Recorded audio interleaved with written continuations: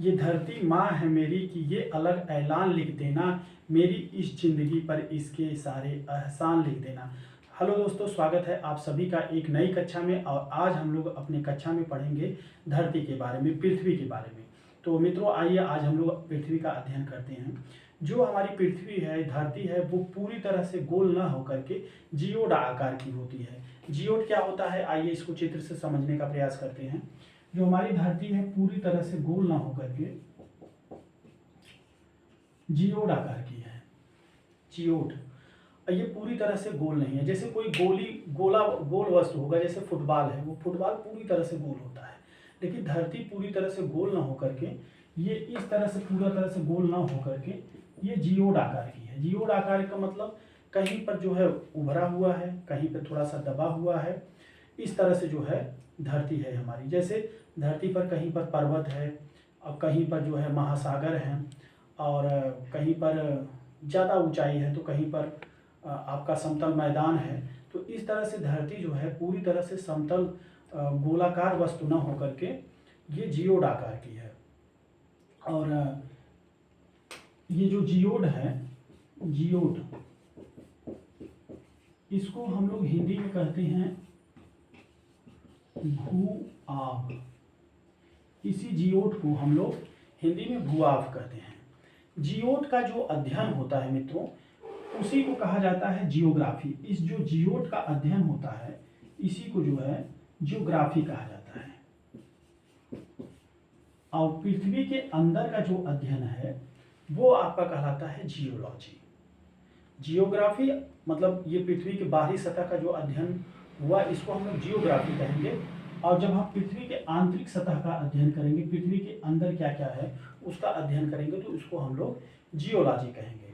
मित्रों, जो ये जियोड है, जब हम लाखों करोड़ों किलोमीटर की दूरी से किसी भी जियोड आकार की वस्तु को, उबड़ खाबड़ गोलाकार वस्तु को जब हम देखेंगे और उसकी, तो वो हमको गोलाकार वस्तु की ही तरह दिखाई देती है।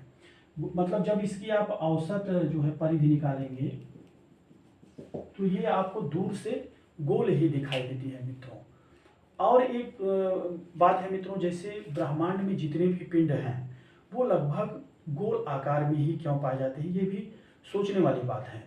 जैसे जब ब्रह्मांड की उत्पत्ति हुई थी बिग बैंग थियरी के परिणाम स्वरूप, तो उस समय जो बिग बैंग, जब वो बड़ा सा पिंड फूटा था तो उसके लावा, उसके मतलब टुकड़े जहाँ तहाँ बिखर गए और बहुत गर्म अवस्था में थे, प्लाज्मा अवस्था में थे। प्लाज्मा वैसे तो पदार्थ की चौथी अवस्था मानी जाती है, लेकिन ये प्लाज्मा एक तरह से द्रव के रूप में होती है।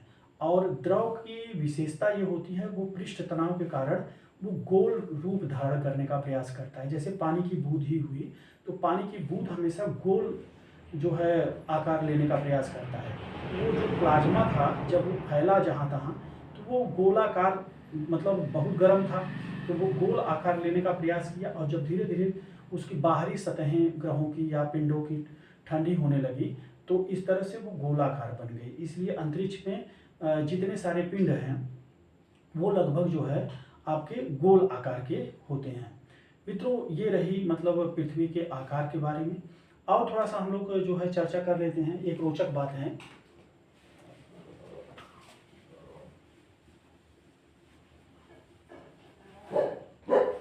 थोड़ा सा लाइट करिए, थोड़ा सा रुको। और मित्रों, एक रोचक बात है कि हमारी पृथ्वी सहित केवल 5 ग्रह ऐसे हैं जहां पर सक्रिय ज्वालामुखी पाए जाते हैं। तो आइए देख लेते हैं किस किस ग्रह पर जो है सक्रिय ज्वालामुखी पाए जाते हैं। देखिए मित्रों, ये हमारी पृथ्वी पर भी सक्रिय ज्वालामुखी पाया जाता है। एक तो हो गया पृथ्वी। और देखिए, पृथ्वी से सबसे ज़्यादा समानता रखता है आपका शुक्र, और शुक्र को पृथ्वी की जुड़वा बहन भी कहा जाता है। तो जब पृथ्वी पर सक्रिय ज्वालामुखी पाया जा रहा है, तो इनकी बहन के यहाँ भी सक्रिय ज्वालामुखी पाया जाएगा। तो दूसरा ग्रह हो गया आपका शुक्र। और आपका बुध, शुक्र, पृथ्वी और मंगल, ये आंतरिक ग्रह कहलाते हैं। आंतरिक ग्रहों में सिर्फ 2 ग्रहों पर सक्रिय ज्वालामुखी पाया जाता है।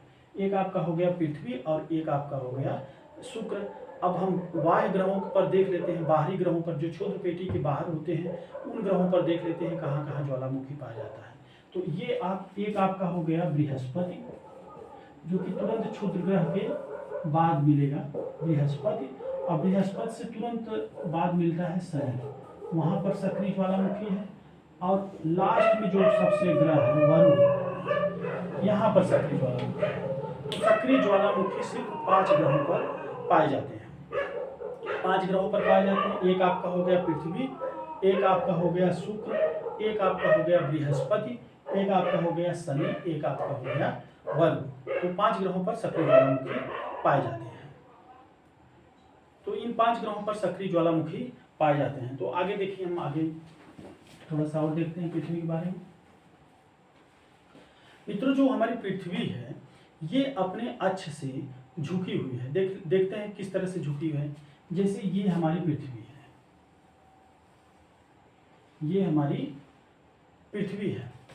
तो अगर आप ऐसे इसको पूरी तरह से बांट दूं तो इसका अक्ष ये हुआ, पृथ्वी का अक्ष ये हुआ, ये 90 डिग्री पूरा बना रहा है, यहाँ से लेके यहाँ तक 90 डिग्री बना रहा है। तो पृथ्वी इस तरह से नहीं है, एकदम सीधा गोला नहीं है, ये अपने अक्ष पर, मतलब इसका अक्ष ये है, ये अपने अक्ष पर 23.5 डिग्री झुकी है। इसका झुकाव जो है अपने अक्ष से 23.5 डिग्री है। देखिए, जब अक्ष से 23.5 डिग्री झुकी है तो क्षैतिज रूप में मतलब अपने तल से कितना झुकी हुई है, यहाँ से यहाँ तक हो गया 90। जब ये अक्ष से 23.5 डिग्री झुकी हुई है तो ये अपने तल से जो है 66.5 डिग्री झुकी है। पृथ्वी अपने अक्ष से 23.5 डिग्री और अपने तल से 66.5 डिग्री झुकी हुई है। जैसे आप ये ग्लोब पर देख सकते हैं, जैसे ये ग्लोब है, ये होना तो इस तरह से एकदम सीधा होना चाहिए था, लेकिन ये सीधा ना होकर के देखिए, ये अपने अक्ष से, अक्ष उसका ये हुआ 23.5 डिग्री झुकी हुई है और तल से जो है ये 66.5 डिग्री झुकी हुई है। तो इस तरह से पृथ्वी के अक्ष पर झुकाव है। इस झुकाव के कारण जो है मौसम परिवर्तन होता है। और देखिए, इस झुकाव के कारण एक अजीब चीज़ ये होता है कि ध्रुवों पर 6 महीने दिन और 6 महीने रात की घटना इस अक्ष से झुकाव के कारण ही होता है। मान लिया सूर्य यहाँ पर है, सूर्य से प्रकाश आ रहा है, तो देखिए मित्रों, जैसे ये सूर्य से प्रकाश आ रहा है, तो अगर ये सूर्य है, या हम इसको इस तरह से मान सकते हैं, जैसे देखिए ये सूर्य है और प्रकाश आ रहा है, तो यहाँ इस वाले भाग पे हमेशा ही प्रकाश रहेगा। अगर पृथ्वी इस तरह से है तो इस वाले भाग पर हमेशा प्रकाश रहेगा। तो यहाँ 6 महीने दिन रहता है, लेकिन जो ये वाला आपका ऊपर वाला जो ध्रुव है, यहाँ पर प्रकाश कितना भी पृथ्वी घूम ले, परिक्रमण कर, घूर्णन कर ले, यहाँ पर ये सूर्य का प्रकाश नहीं पहुँचेगा। तो अक्ष पर झुकाव के कारण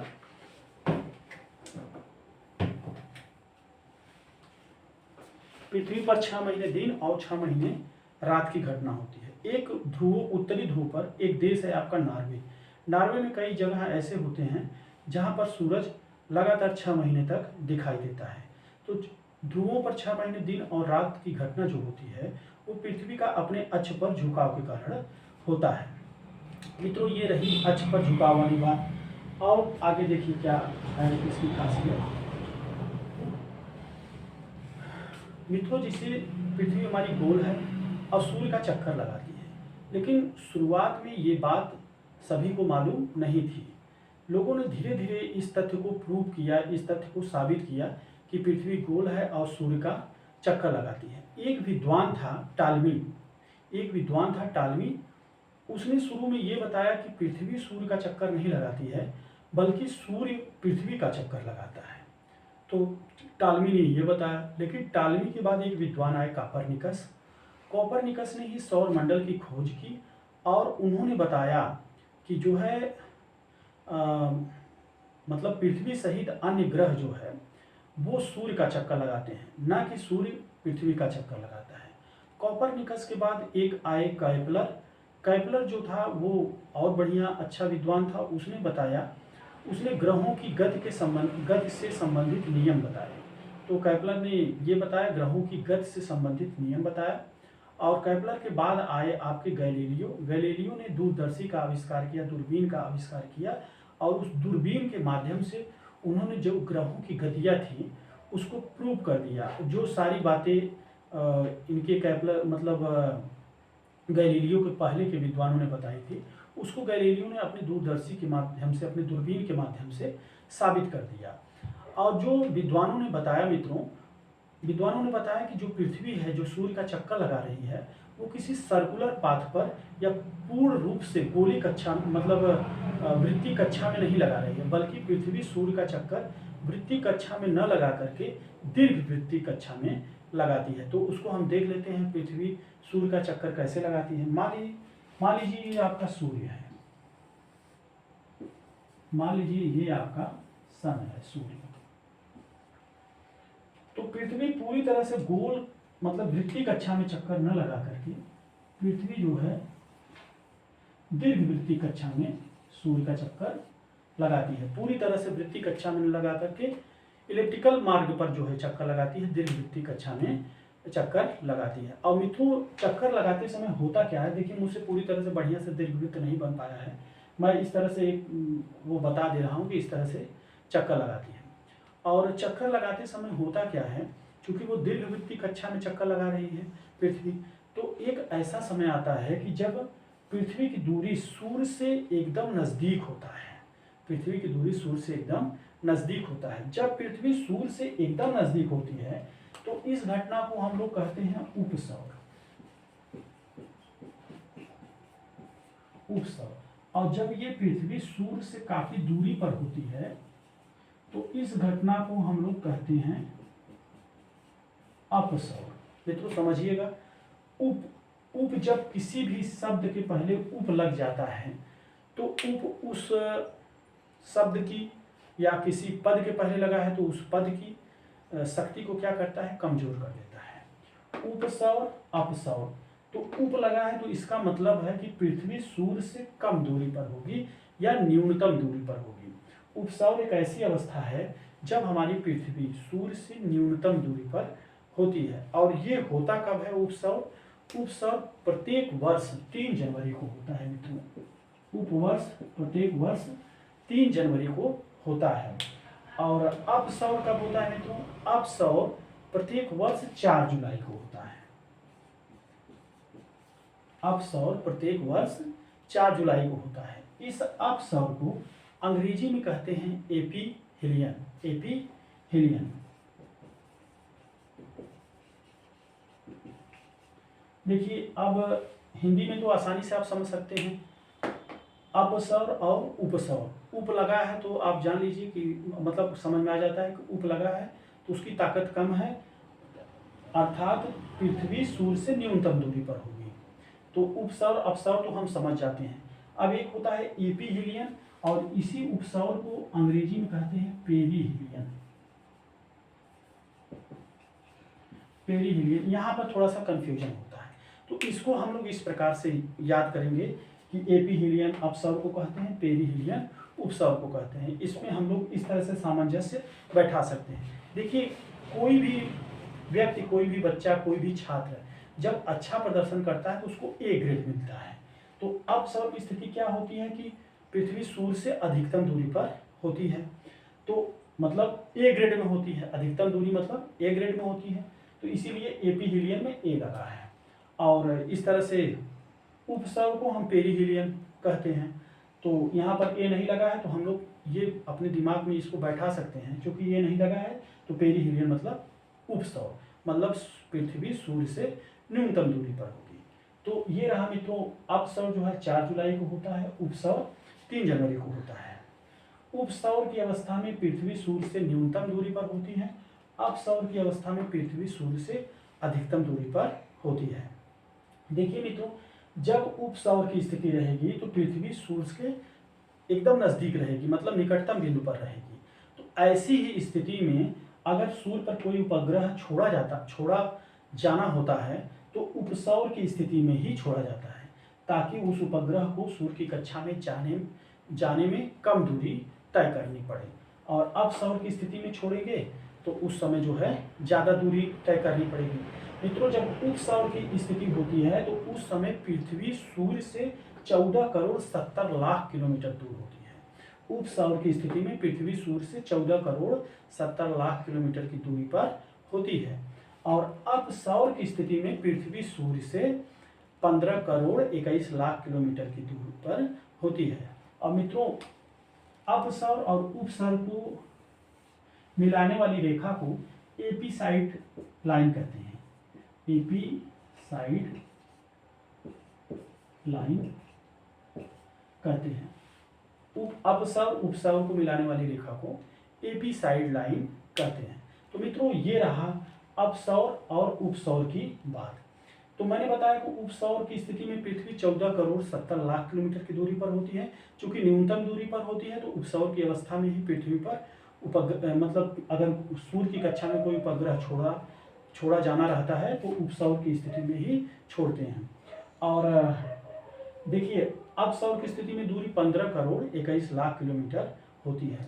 अगर देखिए इन दोनों दूरियों का औसत निकालेंगे, करीब 14 करोड़ 96 लाख किलोमीटर होता है। जब दोनों दूरियों का औसत निकालेंगे तो 14 करोड़ 96 लाख किलोमीटर आएगा।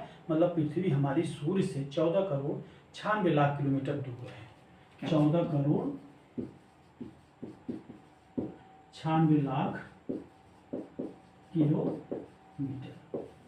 और ये लगभग 14 करोड़ 96 लाख किलोमीटर लगभग किसके बराबर है? 15 करोड़ के बराबर है। इसी 15 करोड़ को या 14 करोड़ 96 लाख किलोमीटर को हम लोग एक खगोली दूरी मानते हैं। एक खगोली दूरी मानते हैं या खगोली इकाई मानते हैं। इसी को खगोली एकक भी कहा जाता है। अगर कोई पूछ दिया खगोली एकक कितने मतलब किलोमीटर के बराबर होता है, तो आप आसानी से उत्तर दे सकते हैं कि खगोली एकक है क्या? सूर्य से पृथ्वी के बीच की औसत दूरी है और यह दूरी 14 करोड़ 96 लाख किलोमीटर यानी कि लगभग 15 करोड़ किलोमीटर है। तो ये रहा मित्रों आपका अपसौर और उपसौर।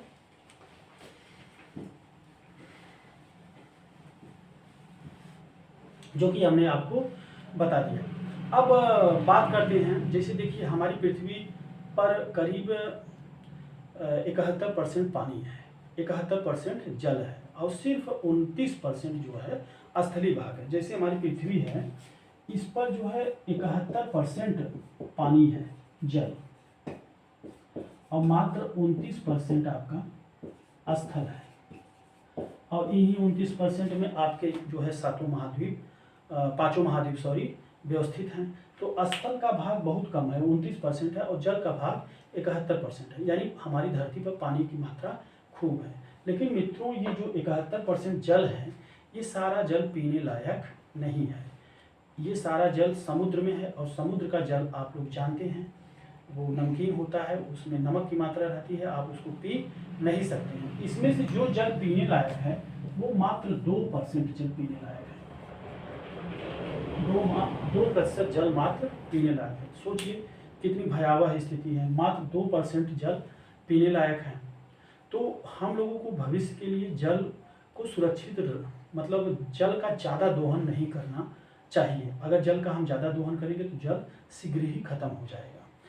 और जो बाकी का जल है उसको पिया, ऐसी बात नहीं एकदम से पिया नहीं जा सकता है, पिया जा सकता है, लेकिन उसको शुद्ध करना पड़ेगा और मतलब उसका शुद्धिकरण करना पड़ेगा, डिस्टिलेशन करना पड़ेगा। और जब हम उसकी शुद्धिकरण या उसको शुद्ध करेंगे तो उसमें से खनिज जो होते हैं, लवण जो मिनरल जो होते हैं वो बाहर निकल जाते हैं। तो वो जल किसी काम का नहीं रहता है। पहले तो आप उसको शुद्ध करिए, फिर आप उसमें खनिज लवण यानी मिनरल डालिए। तो ऐसा करने में बहुत सारा खर्च आता है। अगर बताइए जल को शुद्ध करना इतना ही आसान रहता तो जो अरब देश हैं जहाँ पर पानी की बहुत किल्लत है, जहाँ पे बालू ज़्यादा पाया जाता है, पेट्रोलियम ज़्यादा पाया जाता है, लेकिन पानी के लिए वे दूसरे देशों पर आश्रित रहते हैं। यद्यपि हैं वो समुद्र के पास, अगर इतना आसान रहता उसको शुद्ध करना तो वो समुद्र के पानी को ही शुद्ध करके पी लेते। तो इस तरह से जल का शुद्धिकरण एक अत्यंत जटिल और खर्चीली प्रक्रिया है। और जो हमारा 2% ताजे जल के स्रोत हैं, ताज़ा जल है, उसको बहुत ही संरक्षित करके बहुत ही सावधानी पूर्वक उसका इस्तेमाल हमको करना चाहिए। अगर हम उसका अत्यधिक इस्तेमाल करेंगे तो भूमि में जो जल का स्तर है जो जल है वो खत्म हो सकता है और एक जल का संकट उत्पन्न हो सकता है और जिसका सीधा प्रभाव पृथ्वीवासियों के जीवन पर पड़ेगा, यहाँ तक कि उनका जीवन भी समाप्त हो सकता है, क्योंकि जल किसी भी जीव, किसी भी प्राणी को जिंदा रहने के लिए सबसे सुरक्षित और मतलब सबसे जरूरी जो है पदार्थ है। तो मित्रों, ये रही पृथ्वी पर विद्यमान जल और स्थल की मात्रा।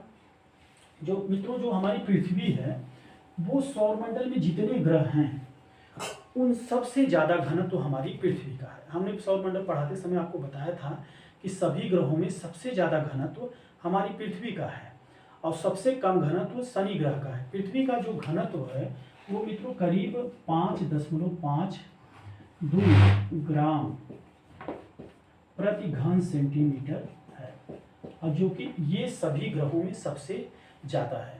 और जो शनि ग्रह है उसका घनत्व सबसे कम है, उसका घनत्व 0.73 ग्राम प्रति घन सेंटीमीटर है। तो इस तरह से पृथ्वी का घनत्व पूरे सौर मंडल में जितने ग्रह हैं उन सब में सबसे ज़्यादा है, और जो आपका शनि है उसका घनत्व पूरे सौर मंडल में जितने ग्रह हैं उनमें सबसे कम है। और आप लोग जानते हैं कि जो पानी होता है उसका घनत्व 1 होता है, और देखिए ये शनि ग्रह का घनत्व 1 से भी कम है, यानी 0.73 ग्राम प्रति घन सेंटीमीटर है। इस तरह से जो शनि ग्रह है वो पानी पर भी तैर सकता है और हमारी पृथ्वी का घनत्व सबसे ज़्यादा है। तो ये रही बात मित्रों घनत्व की पृथ्वी। अब जो हमारी धरती है, जो हमारा पृथ्वी है, ये सूर्य का क्या कर रहा है, ये चक्कर लगा रहा है, ये परिक्रमा कर रहा है, और जो ये सूर्य का परिक्रमा कर रहा है वो करीब 29.8 किलोमीटर प्रति सेकंड की चाल से कर रहा है, प्रति सेकंड की स्पीड से कर रहा है। 29.7 का मतलब क्या हुआ मित्रों, 1 सेकंड में हमारी पृथ्वी 29.7 किलोमीटर की दूरी तय कर लेती है 1 सेकंड में। अगर 1 घंटे की बात करेंगे तो 1 घंटे में आप निकालेंगे तो लाखों किलोमीटर से भी ज़्यादा हो जाएगा। 1 घंटे में हमारी पृथ्वी 1 लाख किलोमीटर से भी ज़्यादा की दूरी तय कर लेती है। अब मित्रों पृथ्वी की 2 गतियाँ हैं जो हमारी पृथ्वी है। जैसे ये आपका हमारा सूर्य हो गया सन, तो इसके चारों तरफ हमारी पृथ्वी दीर्घवृत्तीय कक्षा में चक्कर लगा रही है। तो हमारी पृथ्वी की 2 गतियां हैं, हमने बता दिया था। एक को हमने बताया था परिभ्रमण, परिभ्रमण जिसको अंग्रेजी में हम लोग कहते हैं रोटेशन, या हिंदी में एक नाम और है इसका घूर्णन, रोटेशन या घूर्णन। तो पृथ्वी सूर्य के चारों तरफ घूम रही है और उसको क्या कहेंगे, परिक्रमण। जो पृथ्वी सूर्य के चारों तरफ घूम रही है उसको हम लोग परिक्रमण या रिवोल्यूशन कहेंगे। अब मित्रों जो ये रोटेशन है, रोटेशन मतलब अपने अक्ष पर घूमना। जैसे ये ग्लोब है,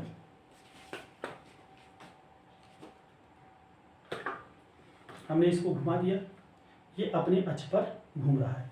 अब जैसे पृथ्वी है, पृथ्वी के चारों तरफ वायुमंडल भी तो है। जब ये अपने अक्ष पर घूमता है